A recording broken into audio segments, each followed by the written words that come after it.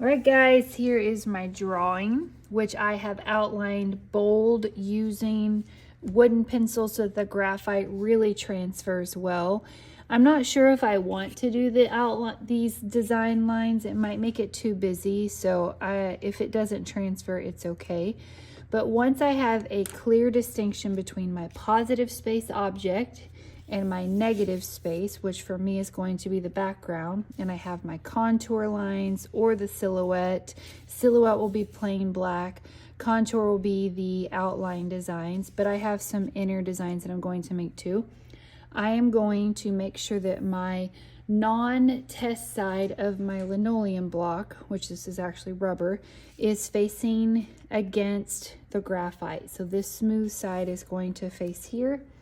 Then I will line that up to where the outline edges are secure and fold over the extra piece of this paper here so that when I am doing my rubbing, if I fold this over, it should line up against the edge of my linoleum block. So I'm pulling it tight, folding it over, and I can use pretty much anything that has a soft surface. For this, we have some cutting tools that do not have the blades in them. They are orange, and we can use this to rub pretty hard against the paper without cutting the paper. And hopefully this will get our image to transfer. So you have to make sure that you're going all over the paper wherever your lines would have been.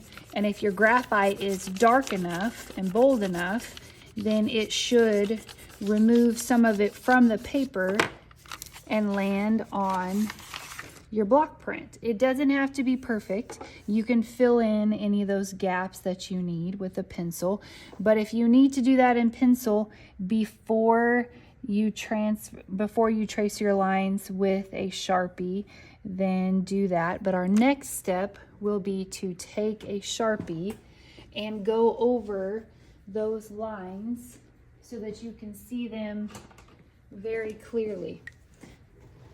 So I will start this and then I'll show you in the next video how all of that will be finished. And if you make a mistake, it's okay, because the cutting is the part that removes any of the extra in the background. So you can see that after I transferred mine, I decided the background looked too busy and I want the focus to be on my main image, which is the seahorse. So I erased those pencil lines that had the wavy, spirally lines on the background, and I changed it to just be one continuous wavy line. So my contrast can be between a dark border. I'm going to cut out the background, the negative space around the seahorse, so that the seahorse becomes the focal point, which will be the positive space. And then I will cut out these, or I will carve away these little rectangular designs going inside. Now that I know what my blades will do as far as the width and the shape of the grooves, I know that my 5 blade is going to be the wider spaces, the 3 gets narrow, the 2 is even narrower, and the 1 is for the fine details. I'm going to